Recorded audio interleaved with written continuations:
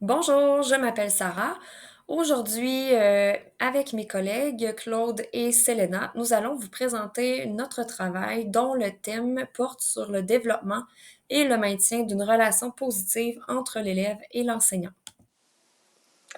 Bonjour, je m'appelle Claude. Notre besoin, nous, c'était d'intégrer divers outils pour favoriser le développement et le maintien d'une relation positive entre l'élève et l'enseignante.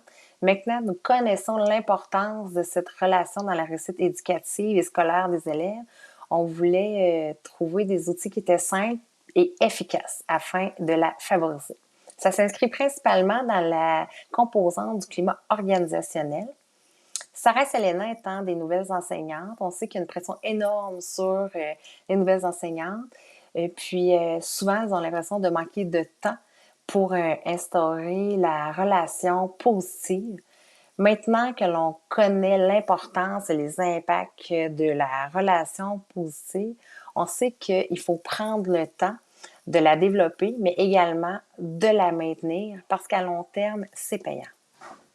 Bonjour, je me présente Selena Buste. En ce qui concerne le cadre théorique, nous avons découvert plusieurs études à propos de la relation enseignante et élève. En ce qui concerne ce travail, on s'est penché beaucoup sur Pienta et ses collaborateurs qui ont découvert trois dimensions, soit la proximité affective. Nous aborderons par rapport à la proximité affective le lien d'attachement, le sentiment d'appartenance et les rituels. Dans la deuxième dimension, c'est l'absence de conflit. Nous aborderons les émotions. Et pour terminer, dans la troisième dimension, on a la valorisation de l'autonomie des élèves. Nous aborderons les routines. Débutons d'abord par la proximité affective, le lien d'attachement. Donc, en tant qu'enseignante, nous croyons qu'avant même de construire une relation positive avec nos élèves, il est essentiel qu'on soit sensibilisé aux différents styles d'attachement. Cette compréhension, vous comprendrez, qui nous permet de mieux interpréter les comportements observés en classe et ainsi d'ajuster nos interventions. Les quatre styles d'attachement présentés dans l'ouvrage La relation d'attachement en classe, aussi présentés à l'annexe 2 sous forme de tableau, nous permettent de mieux comprendre les besoins relationnels de chacun de nos élèves. Les lectures que nous avons faites dans le même ouvrage nous ont amené à comprendre que lorsqu'un enseignant adopte une posture chaleureuse, cohérente et disponible, il contribue au développement d'un attachement sécurisant. Ainsi, l'élève se sent alors reconnu, important et en confiance. Et comme le rappelle Philiosat, les gestes simples et les paroles bienveillantes ont un impact réel sur le lien enseignant-élève. Enfin, l'essentiel pour cette diapo, nous, c'était vraiment qu'un attachement sécurisant constitue un facteur de protection pour tous les élèves qui nous sont confiés. Il soutient leur autorégulation, leur motivation, leur réussite scolaire. Donc, pour renforcer le lien d'attachement sécurisant, plusieurs outils pourront être utilisés et c'est ce que nous allons vous présenter un peu plus tard dans notre présentation par nos fiches pratiques.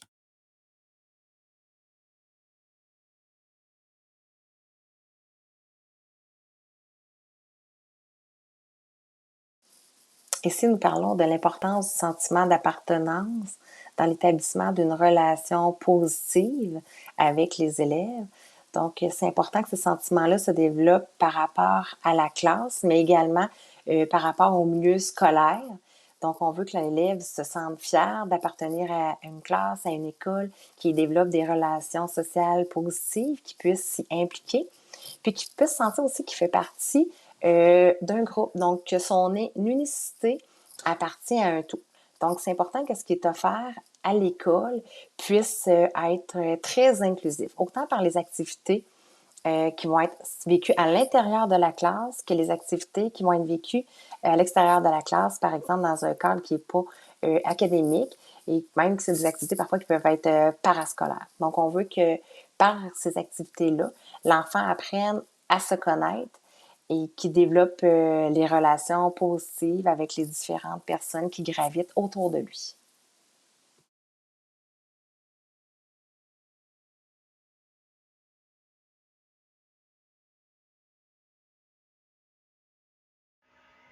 Aussi, dans notre cadre théorique, on aborde la proximité affective, les rituels. Nous avons découvert à la suite de nos recherches que les rituels, c'est un élément important à avoir en classe, car cela permet de développer et de maintenir un sentiment d'appartenance entre les élèves et l'enseignant. Ça permet ainsi de consolider une relation positive entre les enseignantes et les élèves. Ici, dans la diapositive, c'est la deuxième dimension, soit l'absence des conflits, plus précisément les émotions. À la suite des recherches que nous avons faites, nous avons vraiment découvert que c'est important d'agir de manière préventive, bienveillante et d'être discrète auprès des élèves qui ont une émotion intense. On a aussi, les recherches nous ont aussi démontré que c'est important d'avoir un coin calme, un endroit où est-ce que les enfants et les élèves peuvent s'apaiser. Au niveau de la dimension de la valorisation de l'autonomie de l'élève, l'enseignante gagne à instaurer des routines dans sa classe. Le cadre prévisible et sécurisant amené par les routines va permettre de libérer du temps, principalement au niveau des transitions. Puis ça va également diminuer les interventions verbales de l'enseignante. Les attentes de l'enseignante doivent être claires et l'enseignante doit vraiment être constante et cohérente par rapport à ses exigences. Vous allez voir aussi qu'on a mis différents aspects de la vie de la classe où les routines peuvent être instaurées.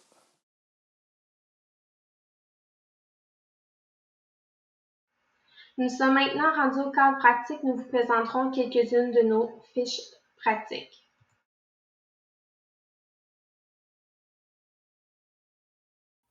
Maintenant, voici la fiche 1.1, soit l'accueil personnalisé.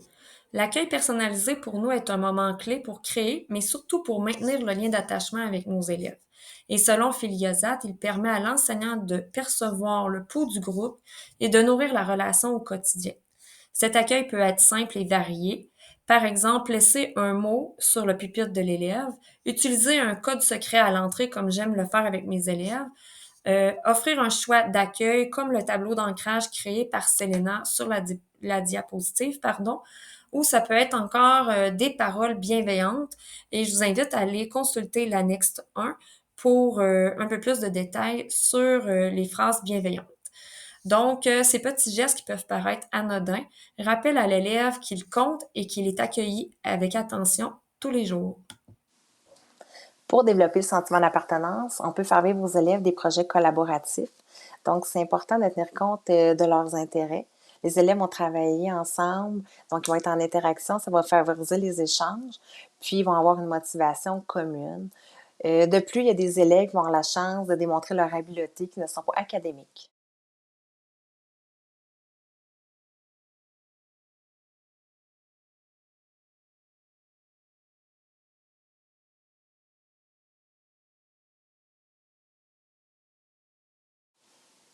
Le rituel de la bougie est vécu dans un moment de grand calme et de silence. Chaque enfant aura à prendre la parole lorsqu'il sera près de la bougie pour nous partager un élément de sa vie personnelle ou de sa personnalité en lien avec la question qui lui est posée. Fiche 2.1, le miroir des émotions, c'est une activité que nous avons créée pour le préscolaire, mais qui peut être fait au primaire aussi. C'est que les enfants doivent, avec un miroir, démontrer une émotion, en fait, reproduire l'émotion avec leur visage. Dans un deuxième temps, c'est que les élèves vont aussi observer leur père. Puis, on peut aussi nommer ou mimer une situation. Et par la suite, on va créer des fiches émotions que nous pourrons ensuite aller mettre dans le coin calme, qui sera abordé un peu plus loin dans nos fiches pratiques. C'est important d'aborder dès le plus jeune âge les émotions, ce qui permet de favoriser puis de développer une relation positive entre l'enseignante et les élèves. Fiche 2.2, le coin calme. À la suite de nos recherches, on a vraiment découvert que c'est important, autant du préscolaire jusqu'à la 6e année, d'avoir un coin calme, un endroit où est-ce que les élèves peuvent s'apaiser. Ici, c'est l'endroit où Sarah utilise dans sa classe, c'est une tente. Les élèves vont venir tourner le sablier dans 5 minutes. Les élèves vont pouvoir rester l'élève qui vit une émotion pourra rester 5 minutes, utiliser des objets sensoriels, comme on peut voir sur l'image. Puis après 5 minutes, elle va prendre le temps d'aller parler avec l'élève. Puis ensuite, l'élève pourra revenir au travail. La fiche Ma Vision est souvent utilisée quand l'enfant est à chaud dans son émotion. Donc, il va remplir cette fiche-là, puis le retour va être fait avec l'enseignante une fois que l'émotion sera à froid. Donc, ça permet vraiment d'aller valider des fois les perceptions des enfants par rapport à une situation qu'ils ont vécue. Voici la fiche 3.1 des outils temporels efficaces. On le sait, la plupart des enfants sont naturellement curieux. Donc, dès leur arrivée le matin, ils veulent savoir comment se déroulera leur journée. Le menu du jour devient alors un outil très efficace. Il répond à ce besoin de prévisibilité tout en réduisant les interventions verbales de l'enseignant. Comme les activités n'ont pas toutes la même durée, il est aussi utile d'utiliser des outils de transition pour signaler la fin d'une tâche. Ces repères visuels ou auditifs permettent d'apaiser les transitions et de soutenir un climat de classe organisé et sécurisant. Donc, puisque nous avons une contrainte au niveau temporel, nous vous laissons prendre connaissance des encadrés verts laissés dans notre diapositive. Une classe bien organisée favorise l'autonomie. Donc, ici, là, on voit l'organisation dans ma classe. Le matériel est accessible. C'est les élèves qui sont responsables de le distribuer.